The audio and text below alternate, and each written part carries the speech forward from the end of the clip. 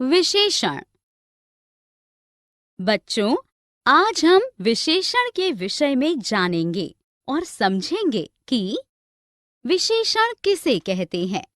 विशेषण व विशेष्य को जानेंगे। विशेषण के कितने भेद होते हैं और कुछ विशेष बातें। सोनम, देखो कितना बड़ा आम है। जरूर रसीला होगा। हाँ, पेड़ पर बहुत कम ही आम बचे थे। दीदी, यह आम पीला है, इसलिए मीठा होगा। चलो मिलकर खाते हैं। हाँ, बस एक यही आम पीला था, बाकी सब हरे थे। उपर्युक्त वाक्यों में रंगीन शब्द संज्ञा शब्दों की विशेषता बता रहे हैं। इन वाक्यों में शब्द बड़ा, रसीला, बहुत कम, पीला, मीठा, हरे, ये सभी विशेषण शब्द हैं। ये शब्द संज्ञा शब्दों के रूप, गुण, आकार, मात्रा आदि की विशेषता का बोध करा रहे हैं। अतः ये विशेषण शब्द हैं। विशेषण संज्ञा या सर्वनाम के रूप, गुण, संख्या, मात्रा, परिमाण आदि की विशेषता बताते हैं। संज्ञा अथवा विशेषण शब्दों की विशेषता बताने वाले शब्द विशेषण कहलाते हैं। वहीं वे संज्ञा अथवा सर्वनाम शब्द जिनकी विशेषता बताई जाती है विशेष्य कहलाते हैं। जैसे बाहर कोई व्यक्ति बुला रहा है। इस वाक्य में कोई शब्द विशेषण है और व्यक्ति शब्द एक विशेष्य है। विशेषण के 4 भेद होते हैं: गुणवाचक विशेषण, परिमाणवाचक विशेषण, संख्यावाचक विशेषण, सार्वनामिक विशेषण।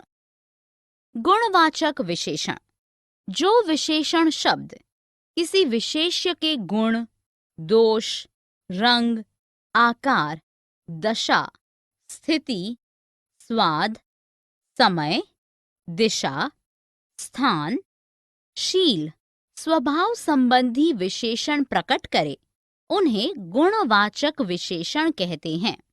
गुण: चतुर, भोला, वीर, दानी आदि।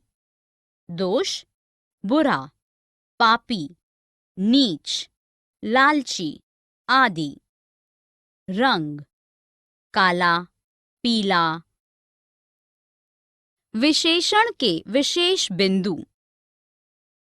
बच्चों, अब हम विशेषण के विशेष बिंदुओं के बारे में जानेंगे और समझेंगे कि उद्देश्य विशेषण और विधेय विशेषण में क्या अंतर होता है। प्रविशेषण को समझ पाएंगे। विशेषण की 3 अवस्थाएं जानेंगे। उद्देश्य विशेषण और विधेय विशेषण में अंतर। जब विशेषण शब्द का प्रयोग विशेष्य से पहले होता है तो उस विशेषण को उद्देश्य विशेषण कहते हैं। जैसे, मैंने सफेद घोड़ा देखा, यह सुंदर लड़की है। जब विशेषण का प्रयोग विशेष्य के बाद में होता है उसे विधेय विशेषण कहते हैं। जैसे, यह लड़की सुंदर है, वह बच्चा समझदार है। प्रविशेषण: विशेषण शब्दों की विशेषता बताने वाले शब्दों को प्रविशेषण कहते हैं। जैसे, वह बहुत सुंदर लड़का है। चित्र में गहरा हरा रंग भरो। बहुत व गहरा प्रविशेषण शब्द हैं।